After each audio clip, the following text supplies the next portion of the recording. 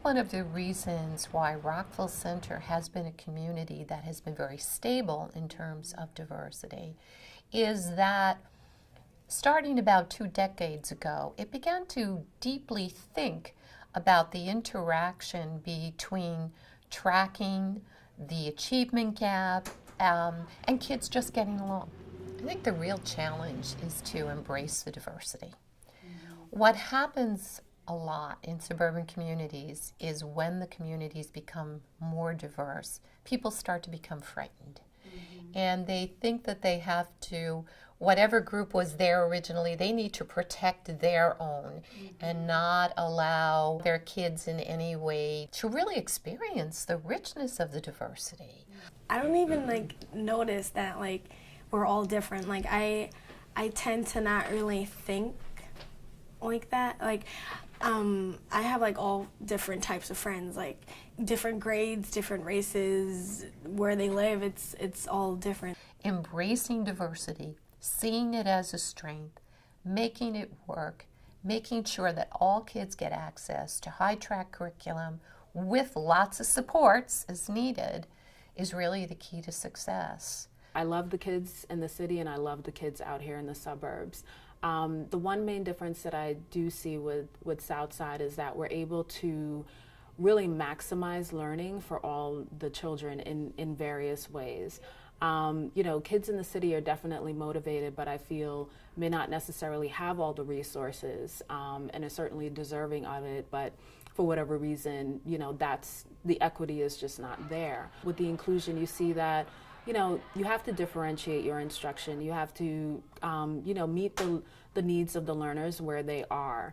But you also have to challenge them. And the students are very flexible. They really adjust well to various circumstances that you place them in. I like how everyone is equal because we're all at the equal thing. So it's not I'm not going to try less because I'm in a lower class. I'm not going to try harder because I'm in the harder class.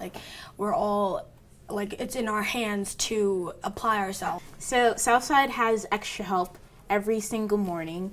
We call it zero period, and it's for 40 minutes or so. And everyone can come and go to extra help. And the buses bring you here, zero period, so you have a time to prepare and ask your teachers questions about it, and they'll help you out.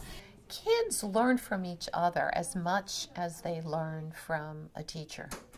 Having the voices in a classroom discussion, whether it be in a history class or in an English class, that are voices that come from experiences different than yours, is really good for all kids.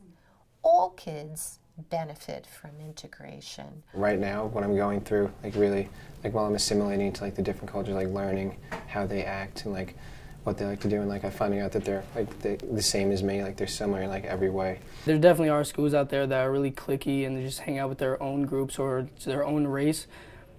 Well, I don't really see that at Southside because we're all I see it in the halls, everyone just gives that handshakes or whatever to anyone. It doesn't matter what race or color you are. It's actually pretty cool to see it. I believe integration benefits students who are white, students who are more affluent, as much as it does students that we typically think of as being disadvantaged. The kids at Southside are more prepared for a diverse world because they have learned to listen to the voices, and they have learned from the voices of those who have lives that are very different from their own. When I was in school, I always didn't feel like I fit nicely into a particular group. And being here, it's a world of difference. I feel like I'm more comfortable with different people because of the fact that I am in a school that's diverse. We've seen achievement rise. We have not seen it go down. We still see our high-achieving kids get into great colleges. Our IB scores have stayed high. As we become more heterogeneous, we've become more ingenious. And all kids have really prospered from that experience.